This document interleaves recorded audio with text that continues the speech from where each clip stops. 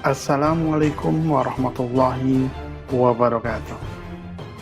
Salam sejahtera untuk kita semua. Bagaimana kabar Anda? Semoga Anda semua dalam keadaan sehat walafiat. Ya.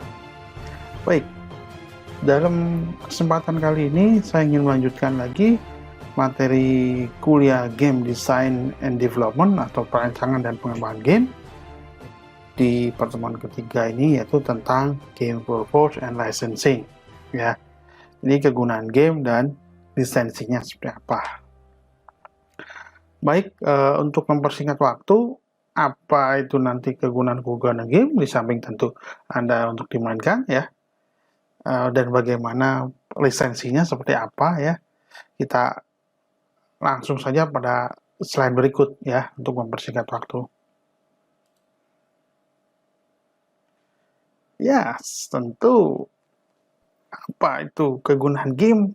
Kalau kita tanya satu persatu untuk setiap orang, pasti akan kemungkinan menjawab entertainment ini kan banyak, hiburan banyak ya.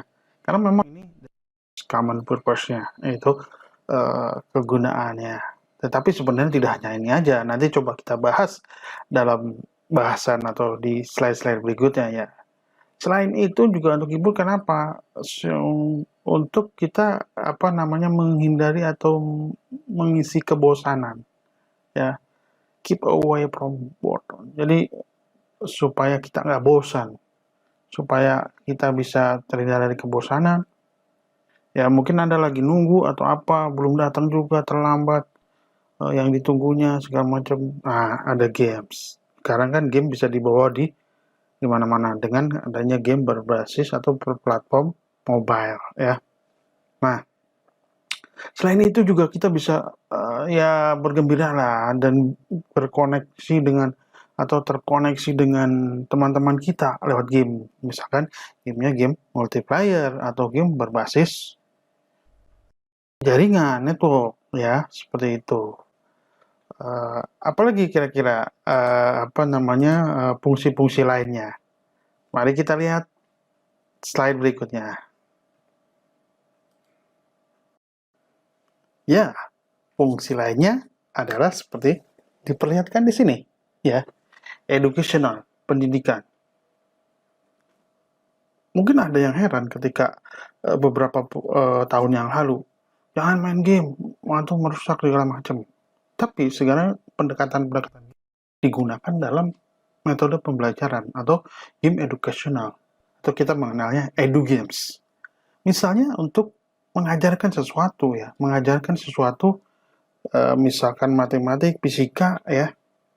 Anda pernah memainkan game Angry Birds?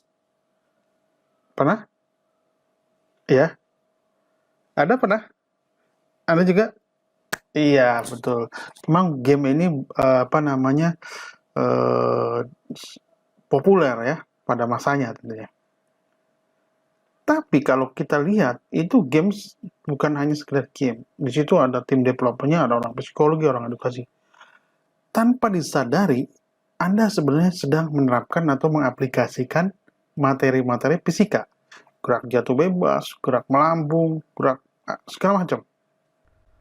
Tasi, ya, di mana misalkan ada bom, ya, bagaimana menjatuhkan baloknya. Kalau Anda sengaja, misalkan, coba tugas amati gerak melingkar ini, gerak lurus beraturan, gerak jatuh bebas, seperti apa? Mungkin secara psikologisnya awalnya sudah menolak dulu, aduh males lah baca begitu ya. Tetapi ketika Anda memainkan game itu tanpa disadari, Anda di situ berpikir bagaimana ya supaya kena di bagian ini, sudut berapa yang pas ya, berapa sudut yang pas untuk memberikan sehingga roboh balok-baloknya, sehingga hancur semua ya. Burung mana yang momentumnya paling tinggi, misalnya kuning, hijau, kuning, biru ya, maksud saya ada burung merah gitu, hitam. Nah itu punya karakter sendiri tentunya ya. Jadi misalkan matematika yang kalau digambarkan secara teoretikal sangat abstrak gitu ya, untuk keadaan-keadaan tertentu ya. Jadi makanya ini kita dalam pembuatan edu game ini memang harus punya skill tersendiri ya, bagaimana materi pembelajaran itu dimasukkan ke dalam game ya, contohnya ya. Sehingga si player yang memainkan game itu tanpa sadar dia sedang belajar. Walaupun sebenarnya awalnya dia keinginannya untuk bermain games ya, untuk bersenang-senang, tetapi ternyata ya tanpa disadari dia sudah memainkan game tersebut. Ketika memainkan game tersebut sebenarnya sudah ada materi-materi yang sama dengan ketika kita praktek, kita simulasi di lab misalkan ya. Ya kadang-kadang kita gagal untuk menjadi saudara. Makanya ini perlu strategi sendiri ya. Oke. Selain itu nanti kita kegunaan game ada lagi ya. Di slide berikutnya kita langsung aja ke slide berikutnya. Nah, selanjutnya adalah advert games ya, dari kata advertising. Advertising games ya sekarang ini sudah mulai banyak juga di Indonesia ya, dibutuhkan oleh para agen-agen para iklanan. Ini biasanya juga cara yang terbaik untuk bagaimana memperoleh keuntungan, profit ya, bisa menempatkan produk di dalam games ya, tanpa disadari gitu ya, dia melihat suatu produknya. Misalkan minuman di dalam game itu, dalam environmentnya ada jenis minuman tertentu yang memang sengaja dimasukkan ya. Ini beberapa production house game ya yang game developer, game house ya, sudah banyak mengerjakan ini ya, mengerjakan advertising game. Beberapa perusahaan besar ya, perusahaan nasional besar itu meminta game house untuk membuatkan game yang di dalamnya ada produknya dia ya, sehingga orang juga tidak memblocking dulu, ini banyak iklannya ya, ini banyak ininya. Jadi selama kita mainkan game tanpa sadar kita melihat itu. Mungkin di YouTube juga sama, banyak iklan di awal, tapi kemudian Anda skip. Nah sekarang juga kalau Anda skip mungkin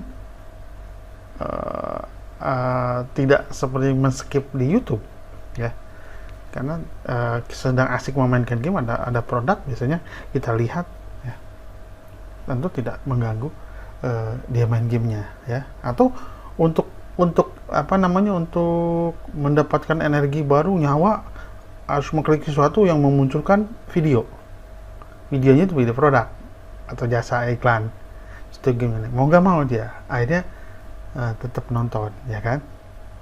Oke, apalagi setelah ini kegunaan game. Baik, kita langsung ke slide berikutnya. Ya, selanjutnya selain tadi advert games, ada lagi tujuannya untuk produktivitas.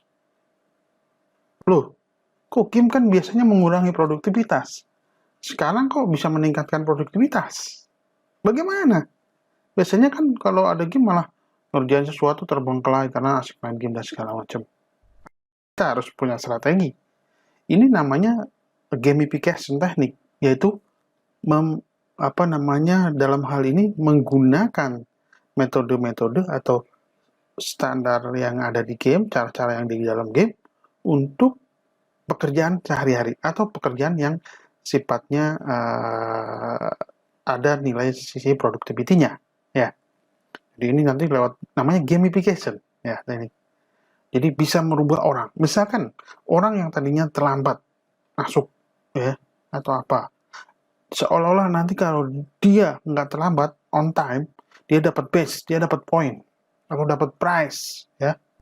Sehingga nanti dipublish tuh entah di sosial medianya atau di semacam informasi di perusahaan itu siapa yang best player-nya gitu ya. Jadi diberi prize ya, give prizes ya, untuk atau yang mengerjakannya cepat dan tepat ya, lengkap gitu ya, cepat tapi ngawur nanti juga beda lagi ya ini. Sehingga ini juga membuat sebuah organisasi akan produktivitas naik. Ini sudah banyak perusahaan yang menggunakan model-model seperti ini sekarang. Ya.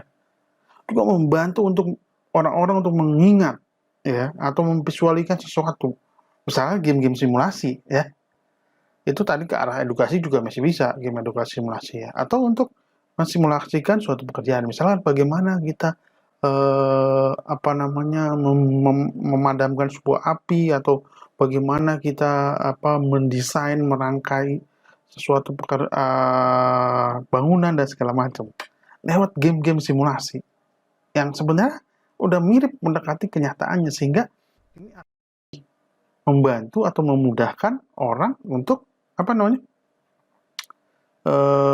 meningkatkan kinerja mereka kerja.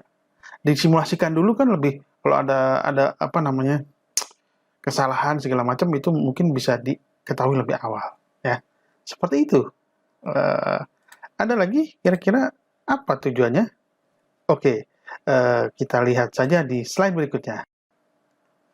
Nah, pengetahuan ya. Pengetahuan seseorang, science. Pengetahuan ilmiah gitu ya.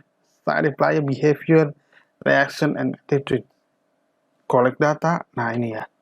Atau bisa untuk melatih ya genetic problem ya. Jadi sains juga memperoleh manfaat dari game. Ya, tentu manfaat ketika si study player ya bagaimana setelah dia mungkin melihat simulasi dan game-game simulasi ya. Terus bagaimana dia bisa ternyata tanpa disadari melakukan sebuah collect data gitu ya untuk game-game tertentu bisa diadakan atau benar-benar real scientific ya problemnya. Ya tadi sebenarnya bagaimana sudut jatuh sudut itu kalau di fisika itu ada itu dimasukkan ke dalam game Angry Birds sebenarnya ya. Lebih seperti itu ya. Apalagi kira-kira yang selain kegunaan game tadi pasti ada yang tahu apa meningkatkan berat badan apalagi oke kita lihat coba ada lagi nggak oke ya. Nah ternyata ada untuk terapi. Bagaimana untuk terapi ya sekarang kan banyak game yang punya platform game augmented atau virtual reality VR game ya. Beberapa game bisa menolong atau membantu untuk dalam terapi orang-orang tentu yang fobia terhadap sesuatu. Misalkan fobia ketinggian, mungkin dengan pelan-pelan dengan menggunakan VR ya, dia akan melihat sekelilingnya, kemudian juga dia akan melihat dari VR-nya itu yang tadinya gedung-gedung dia sedang berdiri di atas gedung tinggi dan melihat ke bawah, yang tentu pasti akan kakinya bergetar atau dengkulnya ya bergetar karena pasti ketakutan kalau dia. Nah ini pelan-pelan kita mungkin dari yang ketinggian berapa meter semua naik dan segala macam visualisasinya untuk memvirtualkan atau fobia atau takut terhadap sesuatu benda. Nah itu juga bisa kita gunakan ya dalam hal ini untuk terapi. Jadi kurang lebih contohnya kayak gitu ya. Jadi terapi gimana? Terapi untuk tidak kegemukan. Ya, nanti ya terapinya seolah-olah ada simulasi yang untuk dia jogging dan segala macam. Ya. Sekarang di fitness center juga ada display-nya kan biasanya di depannya kayak seolah-olah ada pemandangan pegunungan yang padahal ya sebenarnya depannya itu gedung juga. Nah, itu mungkin dikembangkan lagi ke arah virtual reality ya. Oke, itu kira-kira ya kegunaan game selain tadi sebagai hiburan, sebagai advertisement, edukasi, meningkatkan produktivitas, gamification ya, kurang lebih seperti itu. Ya, baik. Selanjutnya adalah terkait dengan lisensi. Game ini ya kita memang kelihatannya terutama di handphone itu jarang sekali kita mengeluarkan biaya untuk pembelian game karena free. Asal Anda mau lihat iklannya aja kan gitu kan. Tapi ada juga game-game yang berbayar yang itu bebas dari iklan ya, tentu Anda harus merogoh ya uang ya. Jadi ada beberapa cara untuk misalkan untuk daripada game ya. Misalkan Anda mau membuat aset-aset gamenya, karakternya segala macam atau environmentnya, gunungnya, tanknya, misalkan apa ya, mobilnya gitu ya, rumahnya ya, aset-asetnya misalkan itu Anda mau bikin atau mau beli, atau ada yang mencari yang free ya, itu bisa juga, atau Anda memodif dari yang sudah ada gitu ya, itu lebih kreatif lagi sih sebenarnya ya. Jadi yang pertama misalkan Anda mengembangkan untuk misalkan jadi seorang freelance juga, kita lihat nih kalau jadi freelance mau bikin game, mana dulu nih ada yang berbayar, hati-hati kalau sampai ini ada copyrightnya, Anda main comot-comot aja, itu juga membahayakan Anda ketika udah di launching, udah di publish ya. Nah, oke, seperti apa sih lisensinya ya, atau apa kita lihat Creative Commons-nya ya, seperti apa jenis-jenis lisensinya, mari kita lihat di slide berikut. Oke? Nah, baik. Kalau Anda melihat di sebelah ini ya, gambar ini ada lingkaran 0 gitu ya. Ini CC 0 public domain. Artinya apa? Artinya Anda bisa memodifikasi. Anda bisa menggunakan untuk komersial. Jadi nggak usah mencantumkan kreditnya di kredit game Anda, author yang membuat aset ini atau apa script ini gitu ya, seperti itu. Jadi ini memang udah jadi public domain yang sudah diikhlaskan gitu ya, sudah diikhlaskan. Jadi ini namanya CC 0 Creative Commons, CC itu Creative Commons 0 public domain ya, atau ya CC 0 atau kita mengenalnya public domain ya.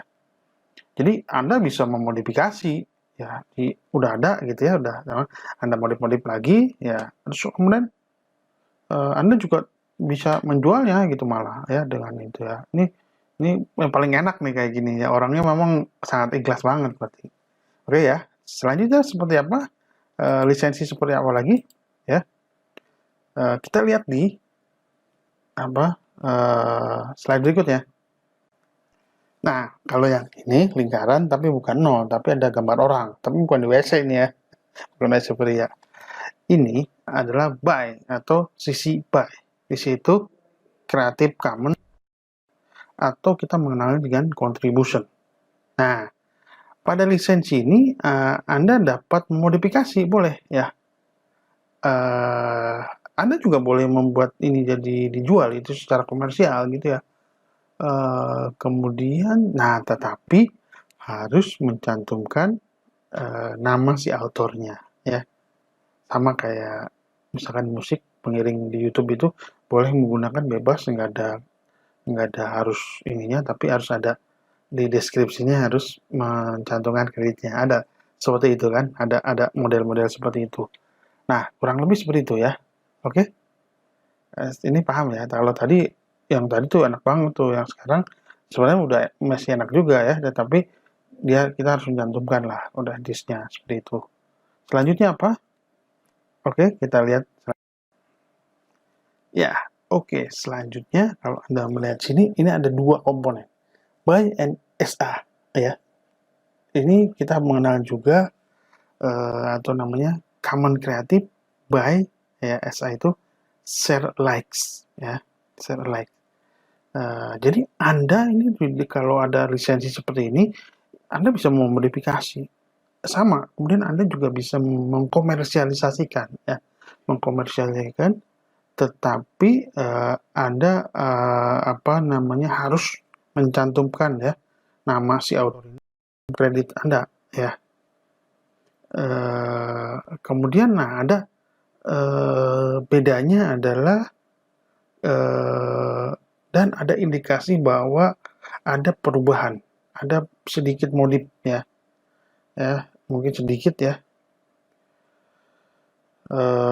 Nah ini juga kemudian jika ada perubahan sedikit, nanti mungkin harus ada, jadi gini, Kalau tadi kan modif-modif dikit boleh. Nah, sekarang udah cantumkan kalau Anda modif misalkan, tapi dari awalnya dari ini, dari aset yang ini yang Anda ambil ini. Nah, kemudian Anda modif dikit, jadi masih tetap sedikit sama, tetapi ada beda dikit ya. Nah, Anda mesti ada namanya ya under some term. Jadi ada suatu apa ya perjanjian pernyataan bahwa ini diambil dari dimodifikasi dari ini atau dari author ini gitu ya. Jadi ini nggak semua dimodifikasi, hanya sedikit bagian tertentunya aja. Misalkan pesawat moncongnya hidungnya gimana. Aslinya sih kita ambil dari dia gitu. Tapi yang tadinya terlalu lancip agak tumpul gitu kepalanya atau moncong pesawatnya gitu ya. Nah, ini yang namanya common kreatif seperti ini. Oke? Selanjutnya ya. Apa kira-kira apa namanya? Lisensi seperti apa lagi? Oke, kita bahas di slide berikutnya. Oke. Selanjutnya masih ada. Ini buy and ND. Ya. Buy and ND ini sama seperti tadi ya. Common kreatif ya, buy share ya. Tapi ini ND-nya atribusinya non derivatif, tunggal-tunggal. Sehingga ini boleh digunakan, Anda boleh mengkomersialisasikan, tentunya ya digunakan. Anda harus mencantumkan kredit autornya di situ, ya si pembuatnya ini dalam kredit, tapi Anda boleh memodifikasi. Jadi ini tetap berubah, nggak boleh berubah kayak gitu, nggak boleh dimodifikasi. Tapi Anda boleh malah mengkomersialisasikan itu, silakan.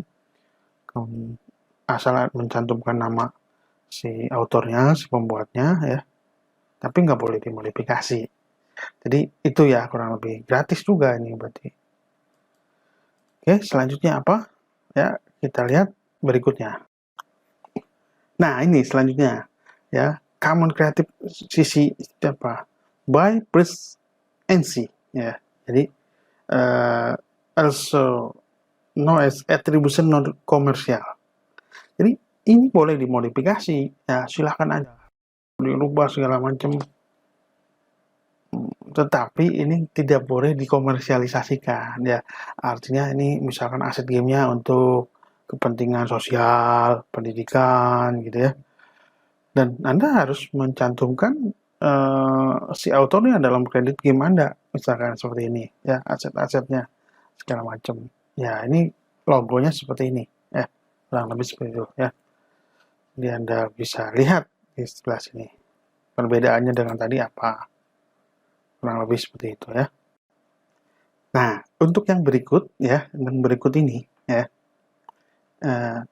common kreatif sisi adalah lambangnya seperti ada 3, buy, NC, SA ya.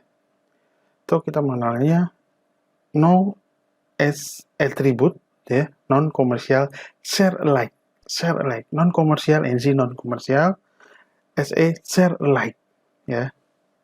Jadi no as non komersial, share alike. Seperti apa? Jadi lisensi ini Anda boleh memodifikasinya ini kalau ada lisensi ini aset-aset game seperti ini.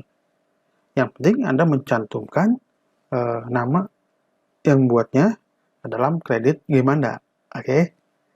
Nah, tetapi ini tidak boleh untuk kepentingan komersial. Jadi seperti tadi tetap pada kepentingan atau penggunaan yang sifatnya non komersial, untuk sosial, untuk edukasi ya.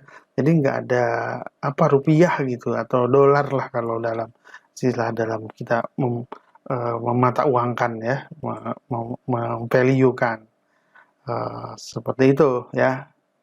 Ada lagi nggak? Masih ada lagi ya kira-kira? Masih banyak. Kita bahas lagi ya. Oke, berikutnya. Ya, masih ada. Tenang aja, masih ada beberapa tipe-tipe common kreatif lagi, yaitu buy, NC, ND. Andi tahu ada buy ya, ya. attribution ya, by attribution, NC non komersial, derivatif. Jadi pada dasarnya kalau ada seperti ini adalah by NC dan ND ini adalah pada dasarnya hanya dapat di-download, di-share ya, karena nggak bisa dimodifikasi ya, nggak boleh ya, nggak dapat dimodifikasi, nggak dapat dijadikan apa namanya atau dikomersialisasikan ya kan, dan jadi Anda boleh pakai tapi untuk bukan penggunaan komersial ya, dan Anda harus mencantumkan si autornya ke dalam kredit Anda, kurang lebih seperti itu ya. Jadi ini ada baik turunan-turunan gamenya ya, atau karena misalkan dimodifikasi sedikit gitu ya, karena ada berarti itu turunannya dari produknya itu. Nah itu juga nggak boleh. Nah tadi begitu banyak tentunya ya. Untuk mudahnya kita lihat aja ini yang di sebelah sini ya. Ya yang 0 apa? Oh itu centang-centang semua ya, artinya oke, can be used without attribution atau pakai by gitu ya. Boleh, can be modified tentu boleh, can be used in different license ya, boleh. Ataunya dimodifikasi gitu ya. Atau nanti dibuat turunannya lagi, derivatifnya boleh. Digunakan komersial boleh ya. Nah, kemudian ada yang tanda seperti tadi lagi ya, gambar orang di sini. Nah, itu can be used without attribution. Jadi harus mencantumkan nama si pembuatnya, autornya ya. Dari situ kelihatan ya mana yang paling boleh. Semua sih yang atas ya, orang ikhlas banget gitu kan. Nah, yang kedua juga lumayan tuh ya, asal mencantumkan nama si autornya ya. Nah, semakin ke bawah mungkin semakin banyak batasan gitu ya, banyak batasan. Ya dilihat aja di situ ya, di situ. Berapa yang merahnya, berapa yang hijaunya? Ayo, yang paling banyak merahnya yang mana? Yang bawah tentunya ada 3 ya. Yang lain ada rata-rata 2 ya. Ada yang 1 juga ya, yang nomor 1, nomor 2 kan baris kedua tuh 1 merah sebelah kiri. Yang baris ketiga itu ada 2, baris keempat ada 2 restrictionnya ya. Baris ke ya ke-5 ya 2 juga, ujung sama ujung ya. Baris ke 6 ada berapa? Nah ini baris ke-6 mulai 1, 2 ya 3. Baris ke-7 ada 3. Jadi semakin ke sini memang semakin apa namanya, banyak restriksinya. Tentunya Anda harus bagaimana menstrategikan ya. Jadi hati-hati nih. Jadi kalau main aset-aset dicomot ketika sudah nanti gamenya laku baru dituntut. Kalau awal sih belum dituntut gitu ya. Hati-hati juga nih. Nah, ini di sebelah ini Anda bisa lihat ini alamat atau linknya atau webnya ya, untuk apa? Beberapa aset yang free ya, gratis, ada juga yang kayak tadi pembaca. Contoh aset store Unity itu ada beberapa yang gratis, ada juga yang berbayar. Sira itu dari apa namanya, Construct 2 dan Construct 3. Mungkin nanti akan gunakan ini saya, Sira ya, atau untuk prototypingnya akan menggunakan Construct ya.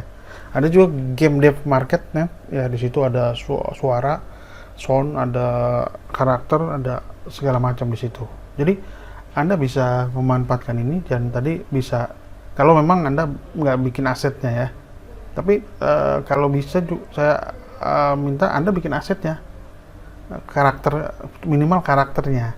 Untuk environment bukit atau apanya ya bisa diambil dari sini. Tapi kalau karakternya sama ya, misalkan Anda pakai karakternya Doraemon ya, ketika Anda bikin game itu udah jadi ya, tetap aja Anda kan dilihatnya, oh ini yang memproduksi ini orang Jepang, Doraemon, karena Anda pakai karakter Doraemon. Coba Anda buat karakter sendiri gitu ya. sehingga ada keunikan, perbedaan dengan game yang lain. Itu mungkin saran dari saya ya. Mungkin environment gunung rumah ya kurang lebih sama lah ya, tapi karakter atau musuhnya, eneminya ya, bisa dibuat sendiri. Oke? Ya, itu kurang lebih seperti itu caranya. Nah, ya tadi seperti dari sisi artnya, nanti kan game sebenarnya ada sisi core gaming untuk interaktivitas, ada sisi artnya. Jadi dua orang nih misalnya, yang satu orang programmer, yang satu orang desain. Nah, untuk Anda yang di TFD, beruntung sekali Anda dibekali kedua ya. Jadi saat untuk gambar-gambar Anda juga bisa ngambil dari Google Image, Open Game Arts, grafik ya, banyak juga yang free di situ. Jadi bisa memanfaatkan itu tentunya di sini dalam konteks ini ya. Jadi Anda juga bisa memanfaatkan itu gitu ya. Jadi tentunya harus dilihat juga nih copyrightnya seperti apa ya. Jadi biasanya adalah di Open Game Art biasanya ada yang udah dikhususkan memang ya. Ya, tapi saya ingatkan kembali, lihat copyrightnya coba. Banyak sih yang free ya, jangan khawatir untuk pemula-pemula. Ya. Nah, untuk audio ya, karena tanpa audio game itu kayak hambar gitu ya. Contohnya, game sepak bola, FIFA, Winning Eleven, PES, itu kalau Anda pakai mainkan tanpa ada musik, kurang seru. Game-game misalkan Counter Strike, ya, Mobile Legends, dimatikan suaranya, kurang seru. Nah, ini penting juga karena game, ya, dalam game. Nanti mungkin ada mata kuliah sendiri yang khusus masalah game, masalah audio, audio teknologi, ya, semester 5 sepertinya, ya, seperti itu. Nah, jadi ini bisa ambil di freesound.org ya, seperti ini ya, audio blog di situ, sehingga Anda bilang Anda tinggal cari soundbible ya.com, SoundCloud ya.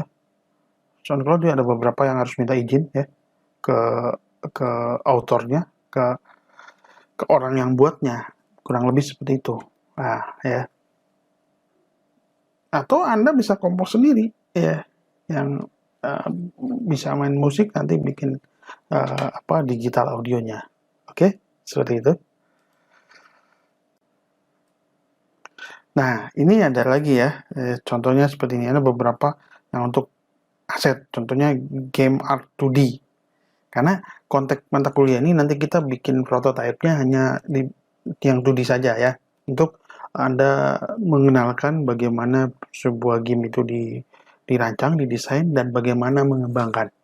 Belum masuk ke program. Itu di mata kuliah yang akan datang ya, di semester yang akan datang, di mata kuliah lain. Nah, ini adalah beberapa aset yang menurutnya bagus untuk kita pelajari, untuk belajar ya, untuk study, untuk coba-coba gitu ya. Bisa juga nanti membuat seperti untuk yang kedepannya ke arah komersialisasinya ya. Tetapi kita harus benar-benar tahu ya tadi bagaimana kalau langsung digunakan terus dikomersialkan, tadi tuh ada yang nggak boleh ya. Kalau ini untuk belajar-belajar sih boleh ya. Ini udah terkenal banget nih, game art2d.com ya. Kalau dikomersialisasikan, kalau nggak dimodifikasi ya, selain tadi mungkin nggak semua diperbolehkan. Yang jelas nanti orang udah pada tahu nih, oh ini ngambil asetnya dari gameart2d.com, oh ini ngambil asetnya dari kini.nl gitu ya. Nah, jadi makanya harus ada namanya pembedaan ya, kurang lebih seperti itu ya. Nah ya, tadi saya sudah membahas salah satu adalah untuk terapi ya, tapi kayaknya belum banyak yang kita kenal ya. Coba Anda cari deh beberapa game aja, 3 game aja yang tujuannya memang dibuat untuk terapi. entah terapi wicara, entah terapi fobia, atau terapi apalah ya. Nah, itu coba Anda cari, Anda explore lebih dalam lagi sehingga mungkin ada jadi ide bagi Anda ya buat membuat game terapi, bisa jadi project skripsi. Nah, itu kan. Atau Anda bisa buat masuk ke KMIMPN lomba game, gemastik dan segala macam. Banyak kan sekarang. Nah, itu ya.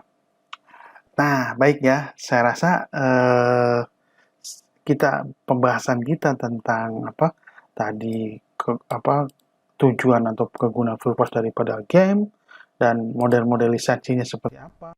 Penting karena Anda jangan sampai asal comot gitu ya. Ada aset-aset gitu setelah udah gamenya laku, udah rame, udah dipublish, udah banyak yang mainkan, ternyata Anda disomasi, Anda dituntut. Nah, cara amannya sih memang harus sendiri atau paling nggak dimodifikasi. Ya, baik. Tadi mungkin kita bahas terkait dengan kegunaan game ya. Selain tentunya untuk entertain, untuk dimainkan, untuk enjoy ya, ternyata banyak sekali. Jadi yang pandangan orang terhadap game misalkan ya itu akan merusak segala macam, itu sebenarnya perspektif yang menurut saya kurang tepat ya kan. Gimana gamenya dulu ya kan, karena dia taunya salah satu sisi gamenya aja, ujungnya kecanduan dan segala macam. Nah, tadi sudah dibahas tuh beberapa hal terkait dengan kegunaan, ada yang buat terapi dan segala macam, itu kan sudah membuat edu game biar membantu kita memahami suatu materi. Nah, sekarang saya mau ke masalah nanti tipe-tipe atau genre-nya, genre game ya. Game seperti apa, mulai genre game, kemudian ada rating. Nah, ini yang kadang-kadang di Indonesia salah ya. Nanti kita coba bahas lah ya. Di mungkin slide saya yang selanjutnya. Oke. Ya, tipe-tipe games atau jenis game ya. Kalau kita lihat dari penggolongan sebenarnya banyak ya, tapi untuk mensimpelkan, untuk lebih mudah memahami ya, mungkin kita bagi menjadi 3 kategori ya secara garis besarnya. Ini kita bicara game secara umum dulu ya. Jadi pertama tentu game analog, game digital, yang kita nanti kuliah ini sebenarnya fokusnya ke perancangan game digital. Tapi nanti juga ada sekarang istilah baru yang namanya gamification ya, gamification. Nah, nanti coba akan kita bahas lebih detail di slide-slide berikutnya seperti apa analog itu game analog, game digital dan yang terakhir itu gamification seperti apa. Karena gamification itu juga bisa ke digital maupun bisa ke analog. Oke, kita lanjut ke slide berikutnya. Nah, yang pertama tentu kita membahas terkait dengan jenis game analog ya. Nah, game analog itu mungkin sejak zaman dulu belum ada komputer, belum ada teknologi informasi. Game ini sudah ada gitu ya. Game ini sudah ada dan sudah jadi bagian dari kehidupan kita. Nah, biasanya game ini contohnya kayak catur gitu ya, catur yang masih analog gitu, yang bukan pakai aplikasi komputer. Nah, biasanya dia dengan bermain ini kita bisa terhubung atau bertemu dengan orang-orang dalam satu lingkungan tertentu. Jadi biasanya face to face, tatap muka ya. Awalnya tabletop itu karena masih mainnya di meja, mahjong ya, apalagi domino, gaple juga termasuk dalamnya ya. Main ular tangga ya, walaupun sebenarnya ular tangga kadang-kadang mainnya di lantai ya kan. Nah, seperti itu. Jadi biasanya di sini dimulai juga kalau menjadi seorang game designer misalkan, belum tentu jadi seorang game designer yang digital ya, analog juga bisa. Dia membuat suatu kayak monopoli versi baru atau apa, juga itu bagian daripada game analog nanti ya.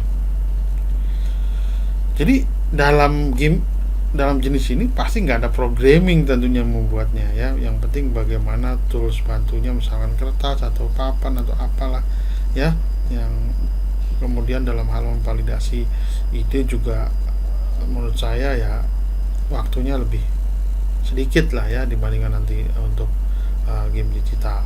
Nah, mari kita sekarang masuk ke game digital di slide berikutnya ya.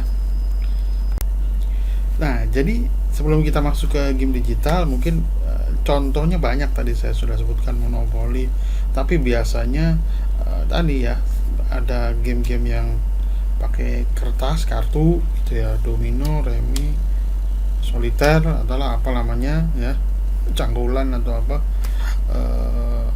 Ada board game seperti catur, kemudian ular tangga. Ular tangga tidak pakai papan, iya, sekarang pakai kertas. Catur juga belum tentu pakai papan sekarang ya, bisa pakai apa namanya, akrilik gitu ya. Nah, seperti itu. Atau permainan yang sifatnya olahraga, misalkan apa sih, dart gitu ya, lempar yang apa sih, lempar ke target tertentu, lempar nanti pas apa enggak ya, seperti itu juga bagian dari itu ya. Atau game lain, misalkan berenang juga antara olahraga dengan game. Kadang-kadang sekarang kan banyak olahraga permainan ya, yang sebenarnya itu juga permainan, games ya, tapi bisa disebut juga olahraga semua. Contohnya badminton ya, sepak bola ya, ya apalagi e-sport. Nah, nanti e-sport di digital ya, nanti kita bahasnya di situ. Nah, saat ini atau sekarang kita coba bahas yang digital game ya. Mungkin bilang digital game adalah yang Anda sudah tahu ya, baik sekarang baik apa internet ya, game-game yang berjaringan network atau yang online gitu ya, atau game desktop. Kadang-kadang game desktop ya orang-orang, wah itu sama kayak aplikasi ya, atau perangkat lunak komputer ya. Ya memang betul ya, digital game ya merupakan ya perangkat lunak ya, yang dimainkan di komputer gitu ya. Jadi sebelum kita memahami apa itu digital game dan bagaimana bekerjanya, jadi makanya kita juga mesti tahu ya bagaimana cara kerja komputer ya, atau apa namanya, laptop gitu ya, komputer atau laptop ya. Yang pada dasarnya kan komputer, laptop itu kan peralatan atau device elektronik ya, yang bisa ya paling gampang kan menghitung lah. Misalnya komputer tuh bisa mengkomputasi ya, mungkin beberapa model data ya, mulai dari ada apa nama sumber inputnya ya, kemudian ditampilkan di apa outputnya, kayak layar monitor atau apa. Sekarang macam-macam sih ya, nggak hanya layar monitor tapi macam-macam. Nah, jadi yang harus ada dalam digital game apa ya, nanti kita coba pada slide saya yang selanjutnya ya kan. Nah, kalau kita bicara digital game yang tadi, mau nggak mau ada perangkat komputernya ya, kita juga mesti memahami tentunya bagaimana sih apa namanya komputer itu bekerja ya. Jadi seorang desainer juga harus memahami itu ya. Makanya mungkin desainer ada juga yang bukan backgroundnya IT, karena dia lebih ke desain gamenya ya, bukan memprogrammingnya, tapi mesti paham juga cara kerjanya ya. Pasti di situ ada perangkat lunaknya, ada perangkat kerasnya ya, ada perangkat input kayak keyboard, mouse, ada perangkat keluarannya ya seperti monitor, printer.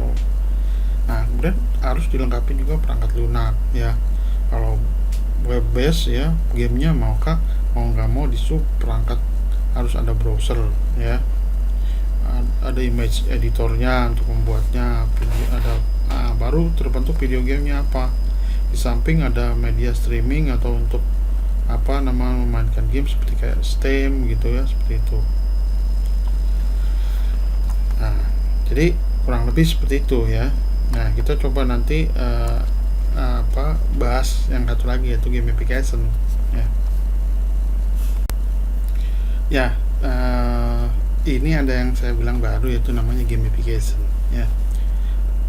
Ini adalah pengembangan dari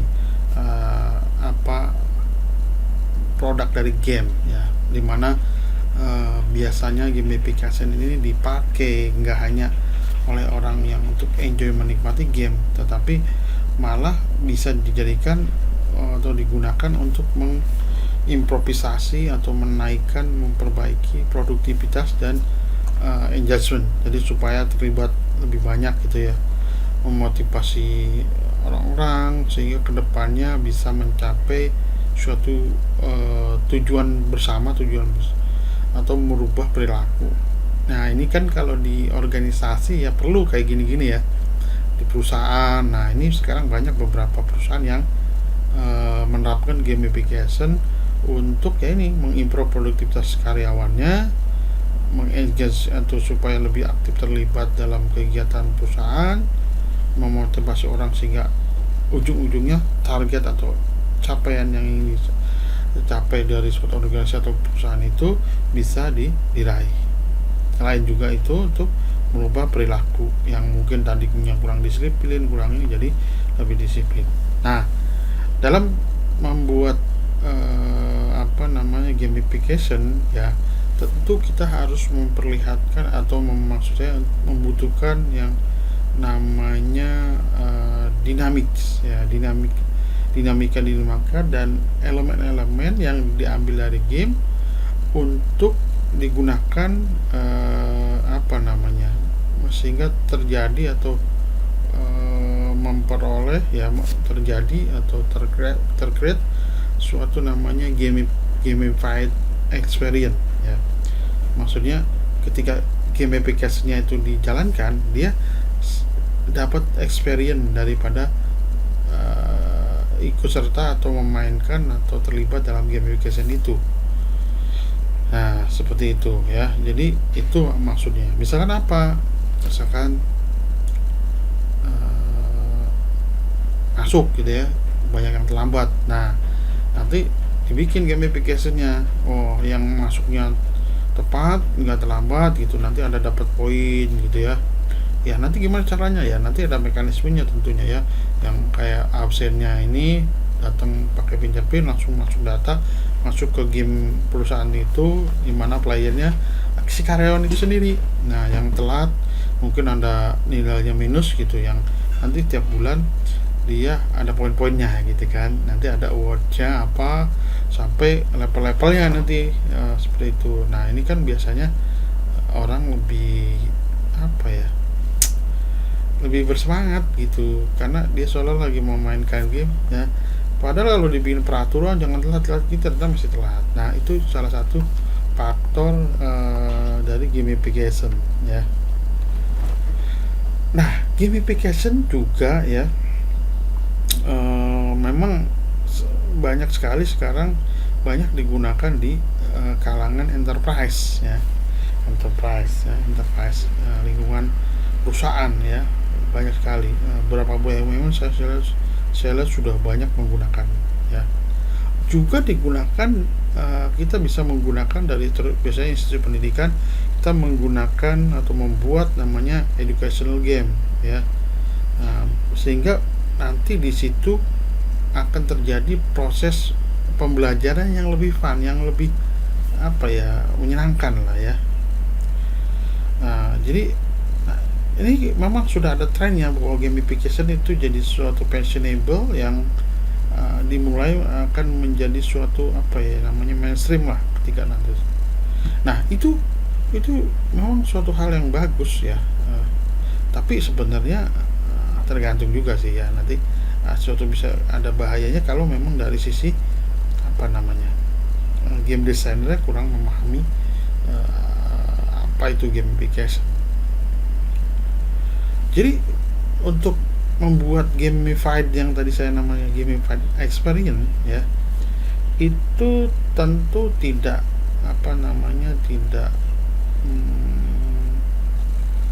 hanya bikin bikin levelan tadi, ada poin ya, kemudian ada rewardnya, apa hadiahnya atau apalah di dalam game tersebut. Tapi kita harus menjaga kehati-hatian di setiap langkahnya ya. Tidak mungkin harus mengetes experience dari orang-orang yang memainkannya ya. Ada penyelarasan dan keseimbangan di setiap game elemennya ya. Mungkin nanti tahu ya game elemen seperti apa, sehingga itu menjadi sebuah game yang cair dan menyenangkan gitu sebetulnya. Nah, kurang lebih seperti itu ya. Nah, yang paling mungkin udah lama ini ya sebenarnya. Dulu saya pernah juga memainkan ini Foursquare ya. Jadi ada saya dan salah satu dosen gitu ya, yang jadi major ya, misalnya gedung A dulu, gedung GSG yang perusahaan lama itu kan. Wah, itu saya selalu check in gitu kalau nyampe situ, karena nanti kalau enggak saya direbut gitu kan. Nah, itu sebenarnya direbut sama dosen lain gitu kan. Ada satu dosen yang aktif juga gitu, yang dia jadi merebut jadi majornya kalau sering check in di lokasi tersebut, misalnya gedung perpustakaan atau GSG gitu kan, karena dulu sering ngajar di situ. Setiap mau ngajar atau habis ngajar saya check in, sehingga rate saya banyak gitu. Nah, dosen lain ada ternyata lebih banyak lagi, akhirnya kalah saya. Nah, itu kan sebenarnya bagian daripada gamification ya. Contohnya ini salah satu contohnya, banyak sebenarnya sekali sekarang. Nah, saat kita masuk ke genre atau specific game ya, genre specific game. Nah, genre ini biasanya kita gunakan untuk ya mengkategorikan game atau video game berdasarkan bagaimana si gameplaynya itu, interaction gameplaynya ya, dibandingkan mengkategorikannya itu secara visual ataupun secara perbedaan penceritaan. Jadi lebih pada kategorinya itu berdasarkan pada gameplaynya ya, gameplay interactionnya ya, seperti itu. Nah, sebuah video game genre itu kan define itu atau ditentukan berdasarkan sebuah atau didasarkan pada sebuah sekumpulan daripada gameplay challenge-nya, bisa juga seperti itu ya. Nah, kemudian yang selanjutnya adalah genre ini juga diklasifikasikan independen berdasarkan dari setting atau game world content-nya ya. Nah, mungkin masih agak kurang menjelas ya, jadi mungkin kita coba langsung ke contoh-contoh aja ya, di slide berikutnya ya tentunya. Nah, yang pertama mungkin saya jelaskan bahwa ada genre action ya, dimana genre ini, di dalam genre ini berarti membutuhkan player untuk bagaimana dia cepat refleksnya ya, keakuratannya dan timingnya untuk bisa melewati daripada obstacle atau rintangan ya. Nah, biasanya yang paling dasar yaitu dalam game genre atau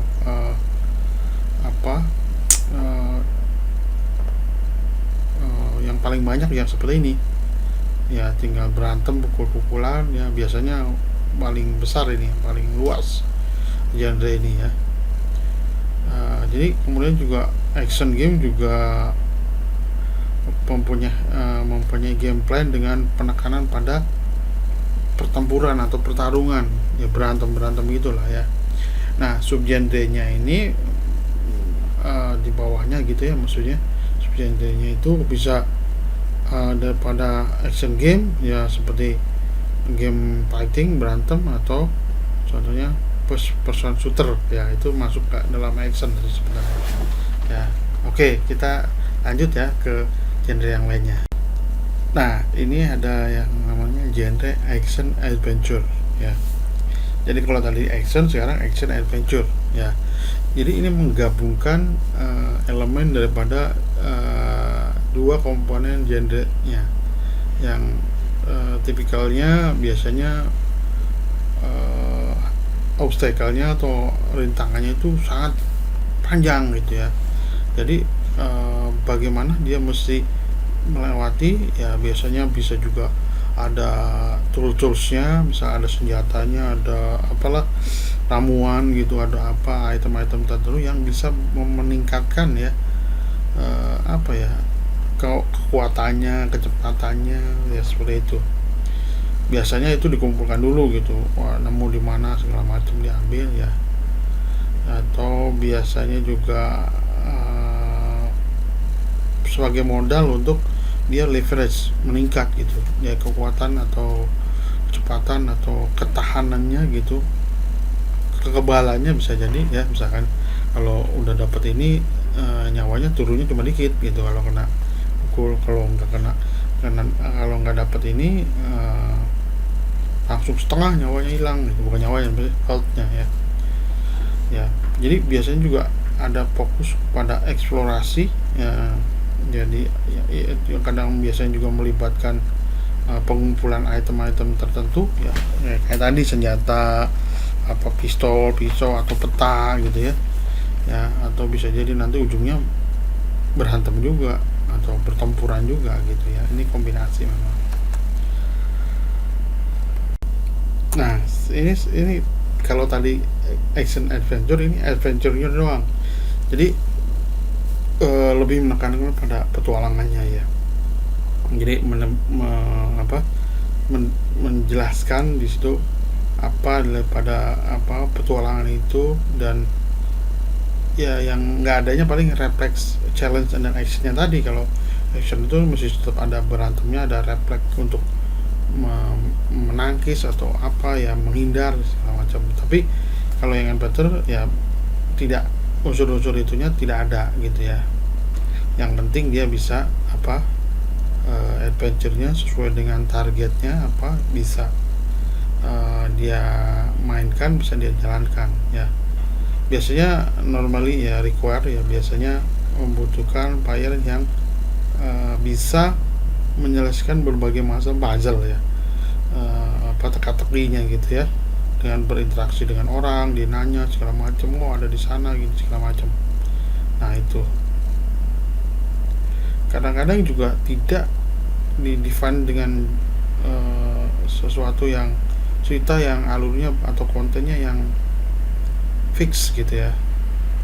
Karena kan bisa alternatifnya banyak. Kalau linear ada cerita yang fix banget kan harus seperti itu banget kan. Nah, jadi ini yang membedakannya. Mungkin lebih pada ya petualangan, harus menemukan apa dan segala macam, dan menyelesaikan beberapa puzzle yang tersembunyi tentunya, atau harus bertanya dulu kepada orang dan segala macam seperti itu. Nah, yang selanjutnya ada role play game. Nah, jadi ini game yang seperti kita melakukan atau memainkannya seperti memainkan peran tertentu. Nah, ini yang banyak apa, tycoon gitu ya, yang versi tycoon gitu kan. Jadi ada yang Zoo Tycoon, jadi bagaimana kita jadi seorang pengelola kebun binatang. Ada yang restoran tycoon dan segala macam ya. Ada yang ya itu akhirnya menjadi simulasi kayak The Sim gitu yang berat. Nah, ini jadi ya pengembangan dari adventure, tapi lebih kepada adanya spesialis skill set ya, seperti itu. Misalkan apa ya, game perang pun game-game yang tadi action pun kadang-kadang kita juga masuk ke role play kalau memang ada tertentu ya. Misalkan apa, untuk menyelesaikan obstacle ini nggak bisa orang A gitu, orang B misalkan ada tentara gitu ya, atau perang combat ya.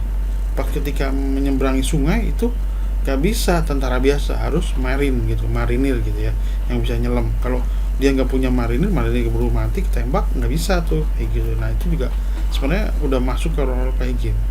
Tapi yang jelas biasanya role play game itu dia butuh skill set tertentu gitu, misalkan apa school tycoon gitu ya, university tycoon ya, belajar kayak di kampus ya, ngeliat tugas segala macam sehingga dia lulus kayak gitu kan ada sekarang. Atau The Sim juga ada versi-versinya, ada versi bisnis ya. Jadi kadang-kadang kita juga banyak melibatkan atau bermanuver dengan karakter yang lain di sekelilingnya ya, atau juga ada monster gitu, macam-macam lah seperti itu, kurang lebih seperti itu ya role play game itu. Nah,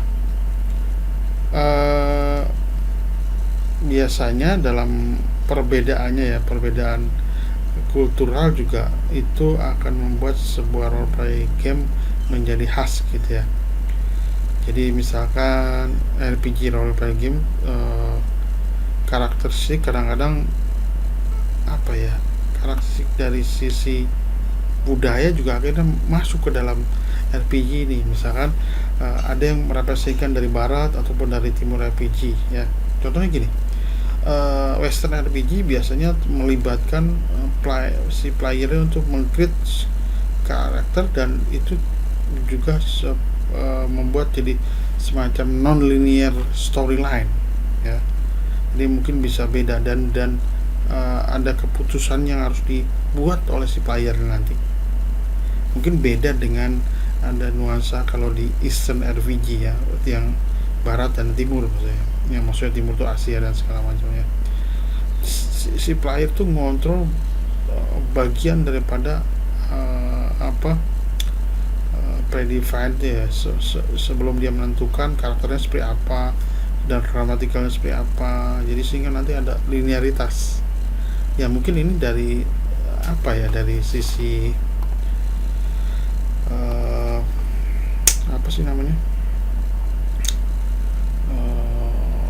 budaya mempengaruhi. Nah, nanti ada lagi yang lebih percis banget.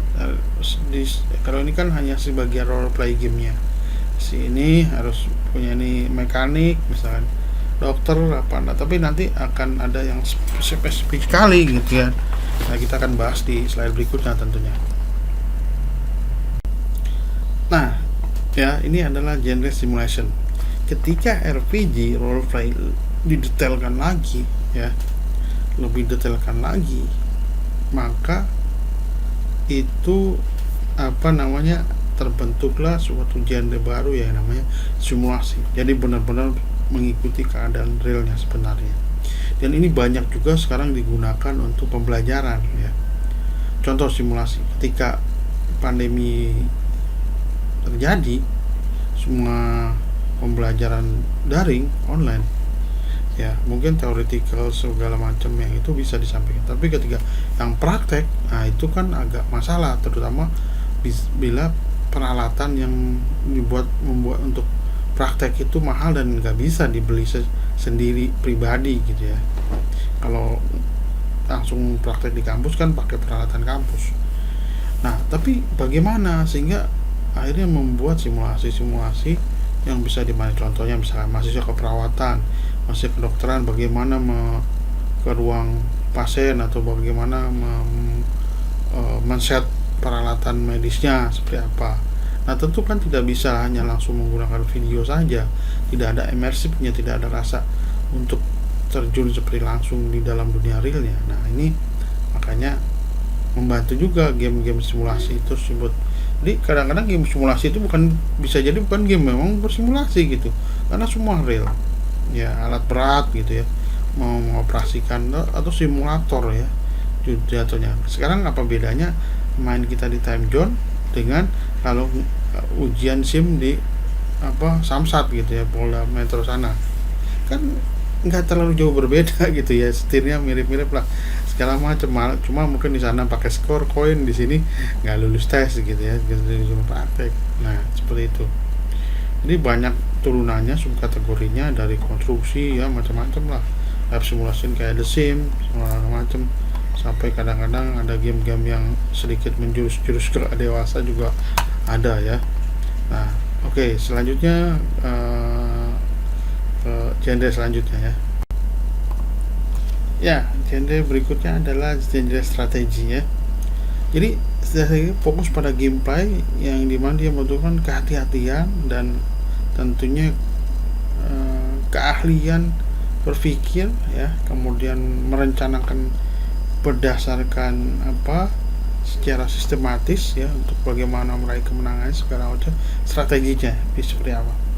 Pada umumnya biasanya mengambil bentuk-bentuk atau ya, jenisnya seperti ya, sebenarnya tergantung daripada apakah game itu turn based atau real time ya. Kadang-kadang ada yang real time kan, yang online gitu ya.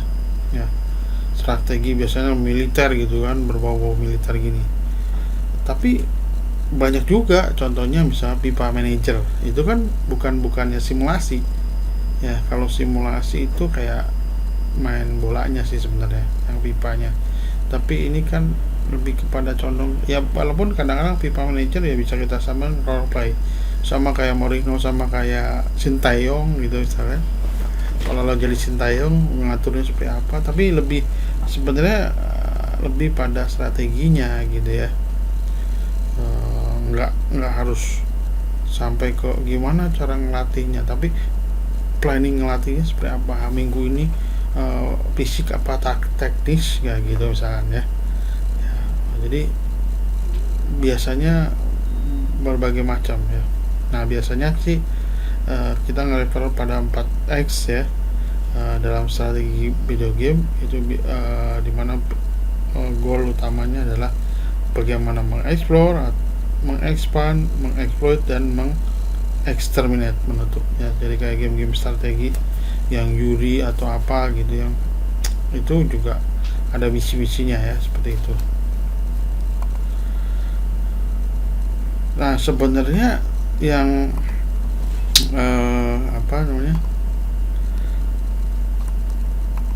game lain ya, contohnya vehicle simulation ya. Vehicle simulation ini bagian simulasi sih sebenarnya ya. Tidak ada pecahan daripada bagian dari game simulasi ya. Banyak vehicle simulation kayak pegang pesawat, mobil, motor, dan segala macam ya, seperti itu. Nah oke. Tadi kita bicara genre ya. Nah sekarang kita masuk ke rating game. Rating itu apa? Maksudnya rating tingkat ditontonnya atau dimainkannya, bukan. Jadi bukan rating itu ya, bukan rating kayak film ataupun di TV, tapi ini rating usia, lebih pada usia sebenarnya dewasa, anak-anak itu agak sulit sih, tapi yang kalau yang paling gampang diklasifikasikan usia ya. Walaupun kadang-kadang ada yang umurnya 16 tapi udah pemikirannya dewasa gitu ya, tinggal lakunya kayak dewasa, atau kadang-kadang orang udah 27, 25, 30 tapi kelakuannya kayak anak 13. Tapi bukan itu sih sebenarnya. Jadi lebih pada nanti rating. Nanti kita bicara rating, ada macam-macam. Di sini ada SRB, PEGI, ada IGRS ya. IGRS itu nanti Indonesia ya. Coba saya akan bahas satu persatu ya, mungkin di slide selanjutnya ya. Pertama mungkin ESRB dulu ya, ESRB ya. Nah oke, baik ya. Jadi apa sih ESRB ya? Jadi sebenarnya ESRB ada Internet Software Rating Board ya. Ini adalah organisasi nirlaba ya, yang concern kepada ratingan video game di tahun 94 ya. Ini suatu badan yang mengatur ya, sendiri ya. Jadi saat ini mungkin udah lebih dari 1000 ya, ini lebih, ini tahun lama nih ya. Jadi setiap tahun ya, terkait dengan nantinya ada berhubungan dengan child development specialist, child center expert, dan lain-lainnya ya, akademisi di universitas. Oke ya. What does ESRB rating for? Jadi untuk apa adanya ESRB rating ini?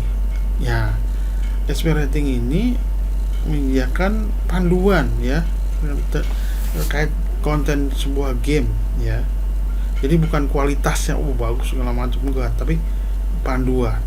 Nah, ini didesain ya, rating ini dirancang untuk memberikan apa ya, semacam panduan dan apa ya, informasi kepada orang tua ya terkait dengan konten game tersebut. Jadi usianya dan usia berapa yang pas untuk game ini gitu. Jadi nanti ada 3 tahun, 6 tahun, 10 tahun, 17, 18, mungkin ada yang dewasa gitu ya, seperti itu. Nah, ada simbol-simbolnya sih sebenarnya ya. Nah, jadi kurang lebih, nah mungkin bisa lihat simbol-simbol yang ada di sebelah ini gitu ya. Nah, dari situ ada early childhood, everyone 10 plus ya, teen, mature, adult only. Nah, ini yang adult only ya. Rating pending gitu ya. Kenapa sih ada rating pending di sini ya? Nah, ISBN ini mendeskripsikan sekitar 30 level rating ya. Jadi lebih banyak kan ini ya daripada bon cabe ataupun maici gitu ya. Rating lebih dari 30 level rating system untuk mengidentifikasi daripada kekerasan ya, fantasi violence ya, termasuk di situ sexual violence. Jadi seperti itu kurang lebih. Nah,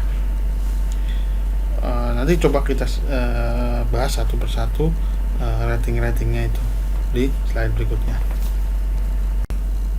Nah, ini contohnya ini ya, C, di situ ada logo simbolnya ya, early childhood kategori. Jadi di mana title rates-nya EC, biasanya ada EC, early childhood. Jadi dia mempunyai konten yang bisa jadi maksud saya ini masih cocok atau bisa cocok untuk anak 30 lagi 3 tahun ya, 3 tahun atau yang lebih tua ya, termasuk saya juga masih boleh gitu ya, Anda juga boleh nih ya.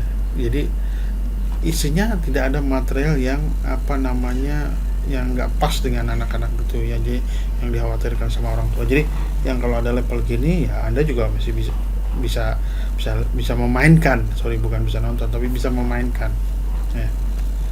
Nah, beda dengan yang apa namanya nanti yang ini ada lagi ya. Kalau kayak gini ya, seperti ini, itu everyone kategori ya. Dia mempunyai konten yang bisa dimainkan oleh usia 6 tahun ke atas atau 6 tahun atau yang lebih tua. Di sini ada minimal kartunnya, jadi anak-anak 6 tahun ya sudah mengerti ya, atau adanya fantasi atau male violence-nya dengan mungkin beberapa bahasa yang istilahnya yang sopan lah, middle language gitu ya, kurang lebih sih seperti itu ya. Nah, selanjutnya ada yang ini everyone, tapi dikasih dikasih 10 plus, artinya everyone 10 plus itu artinya yang boleh adalah yang 10 tahun atau lebih tua atau ke atas ya, dimana dia punya konten yang mungkin masih cocok untuk yang 10 tahun ke atas. Nah, yang kategori ini biasanya isinya juga banyak kartun fantasi, jadi kadang-kadang ada maksudnya kartun fantasi yang nggak masuk akal, misalnya jatuh terus jalan terus tiba-tiba dia lupa keluar dari lantai berapa gitu, tapi udah lewat jendela, tapi sepanjang dia nggak ingat, masih lupa, belum jatuh gitu. Nah, ini kan kalau pemikirannya anak-anak mungkin bisa jadi nggak apa-apa kalau kita lompat jendela, kalau kita nggak ingat nggak jatuh gitu, padahal kan gravitasinya Newton masih tetap berlaku ya kan. Nah, seperti itu. Kemudian ada lagi yang ini nih, 10 kategori ya, 10 kategori di sini berarti 13 tahun ke atas ya, T ininya teens ya. Dia kategori ini sudah mempunyai violence ya, suggestive time, dan ada humor yang mungkin sedikit kasar gitu ya, humor kasar. Mungkin ada blood ya, sedikit ada darah di situ. Ada simulasi yang menggambling ya, atau ada bahasa-bahasa yang agak serem, agak keras gitu intonasinya, mungkin seperti itu.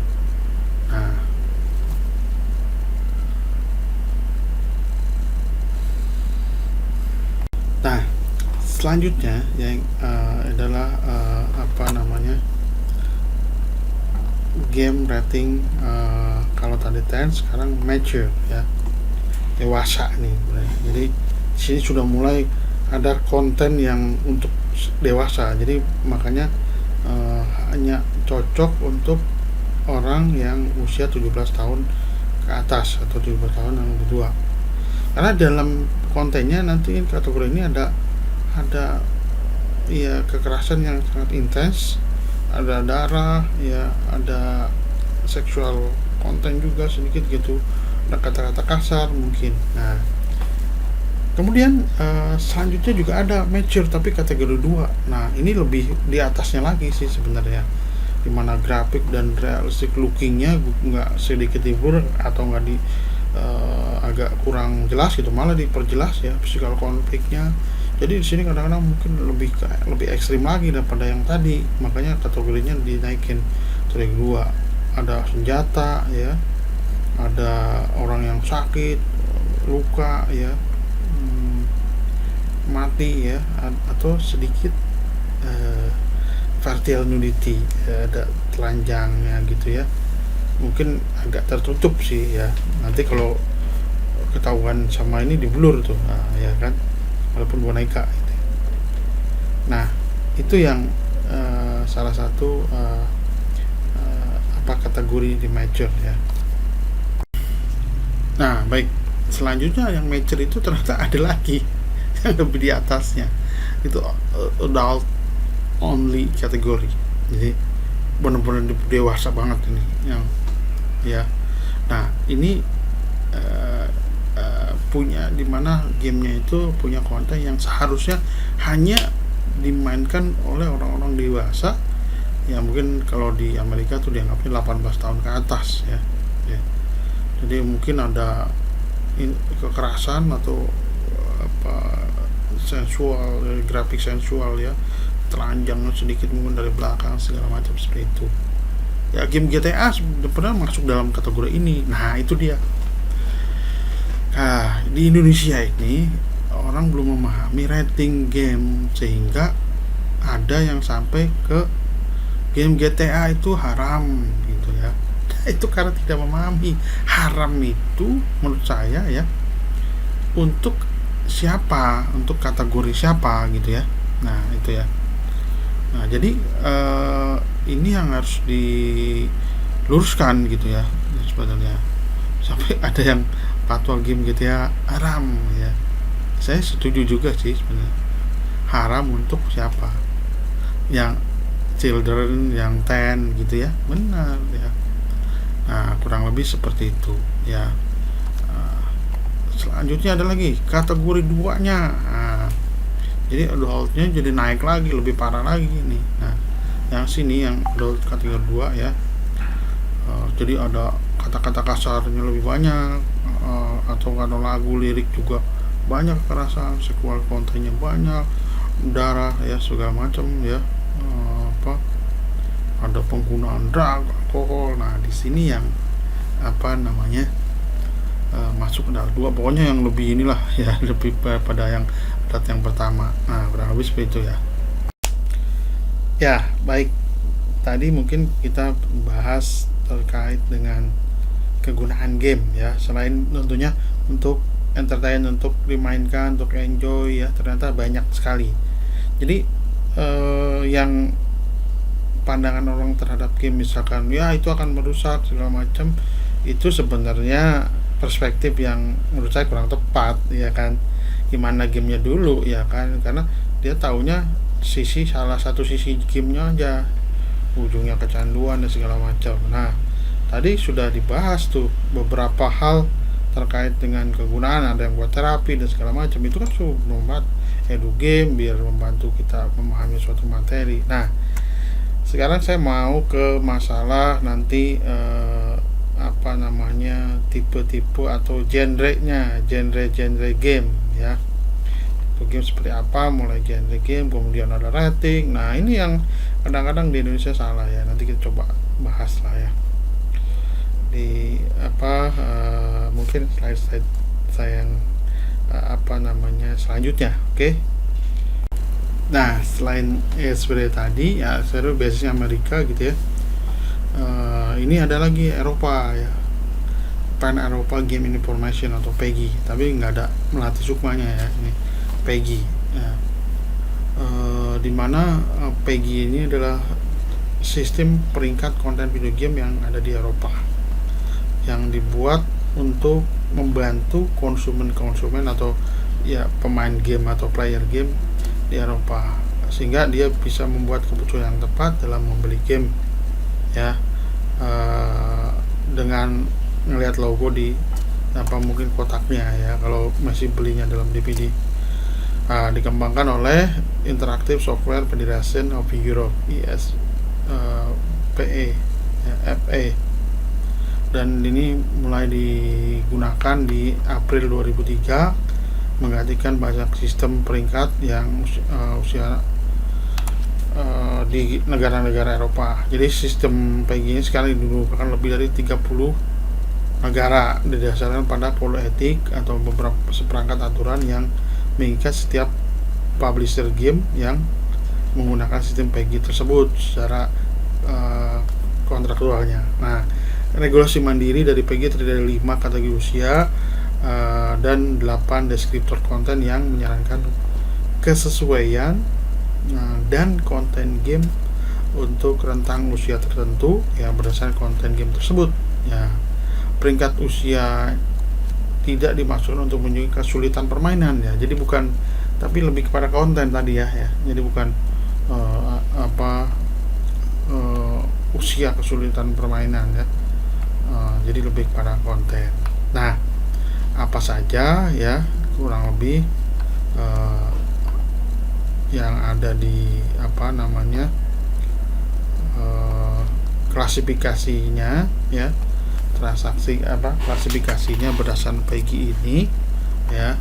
Nah, kita coba di apa namanya slide seperti yang ini ya. Nah,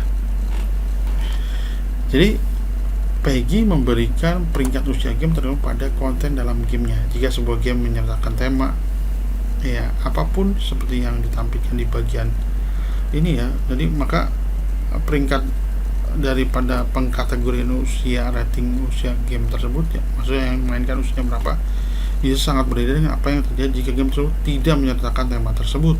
Nah, contohnya mungkin di sini bisa dilihat ya, ada 3, 7, 12, 16, 18 ya. Nah, di situ juga ada fear gambling dan segala macam. Nah, kurang lebih sih seperti itu.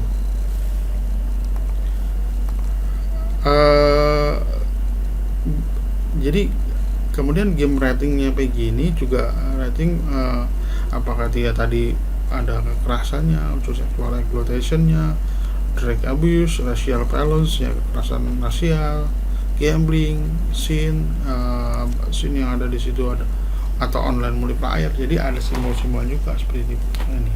Nah, kurang lebih seperti itu ya. Nah, tadi kita bicara klasifikasi game, ada SRB, PEGI ya, itu semua dari luar ya. Nah, sekarang kita bicara Indonesia ya.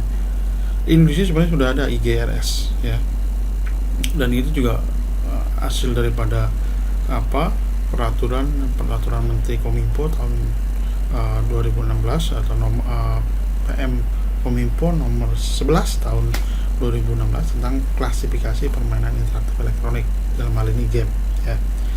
Nah, tentunya ini sudah berkoordinasi dengan asosiasi game ya.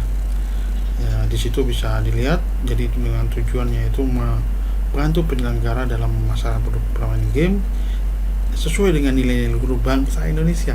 Nah, di sini membantu masyarakat pengguna termasuk orang tua dalam memilih permainan interaktif elektronik yang sesuai dengan usianya, ya, usia penggunanya. Di situ ada tata cara bagaimana permainan elektronik diklasifikasikan berdasarkan kategori, konten, dan kelompok usia pengguna. Nah, jadi kalau orang yang sudah tahu memahami ini, nggak ada lagi tuh pelarangan GTA haram dan segala macam, ya. Haramnya tuh di siapa gitu ya?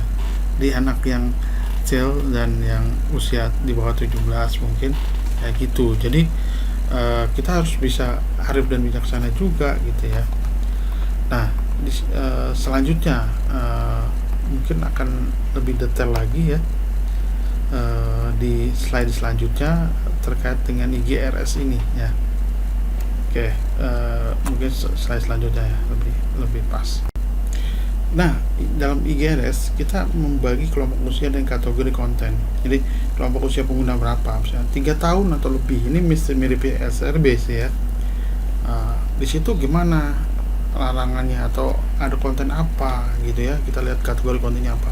Ada rokok, ada minuman keras, ada narkotika, psikotropika, atau zat aditif lainnya, ada kekerasan kah di situ, darah, mutilasi, kanibalisme ya, atau penggunaan bahasa yang kasar gitu ya, atau penampilan tokoh-tokoh tertentu yang mungkin itu jadi kurang pas gitu ya, tabu gitu ya. Ada seksualitas di situ, ada tampilan seksual, ada nuditinya, ada simulasi judi atau penyimpangan seksual ya, horor, interaksi daring, transaksi keuangan, misalnya ada apalah di gamenya. Jadi misalnya tidak ada klasifikasinya, atau semua usia, atau 18 tahun, ada 13 tahun seperti yang dilihat di tabel ini, atau tidak dapat diklasifikasikan, misalnya ya menampilkan atau memperdengarkan adanya pornografi, ada kegiatan judinya di situ, jadi game-game tapi sebenarnya judi di sini ya, pertentangan dengan peraturan perundangan yang lain. Nah, itu ya kurang lebih seperti itu. Nah, selain itu juga, jadi sebagai seorang game designer kita harus merujuk ini. Nah, merujuk supaya gamenya bisa masuk dan bisa digunakan di Indonesia, ya harus ikutin seperti ini GRS gitu, masuk di mana. Nah, kurang lebih sih seperti itu. Nah, sebenarnya saya mau tambahkan lagi nanti materi terkait adanya SKK ini ya, mungkin di bagian berikutnya. Nah, tadi kita bicara banyak terkait dengan dari mulai awal ya, kegunaan game, lisensi game, genre, rating. Nah, itu semua memang harus dipunyai, atau pemahaman atau pengetahuan yang harus dipunyai kalau kita mau berkecimpung dalam bidang game development atau pengembangan game. Nah, kabar gembiranya sejak Februari tahun 2022 sudah lahir atau sudah dikeluarkan SKK ini pengembangan game ya, keahlian pengembangan video game di sini.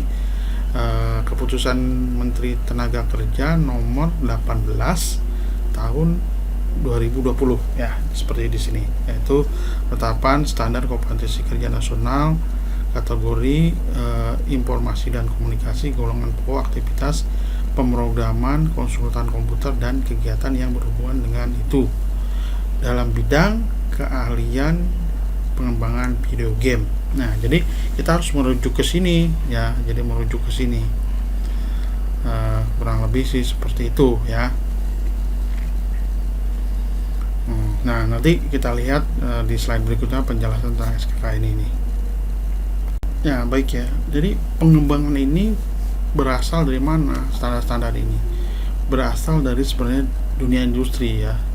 Jadi ada asosiasi game ya, di situ banyak terlibat. Di samping itu juga mungkin dari kalangan praktisi nya ada, terus dari kalangan akademisi ya, seperti dilihat di tabel seperti bawah di samping saya ini ya.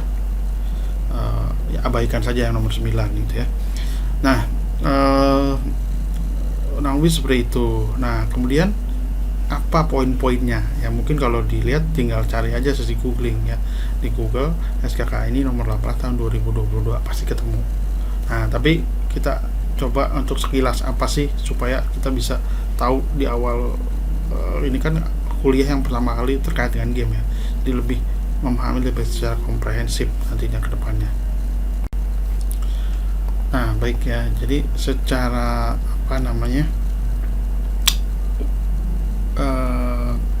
generalnya ya, pengembangan game tentu tidak bisa global satu bidang, tapi sebenarnya dari berbagai gabungan bidang.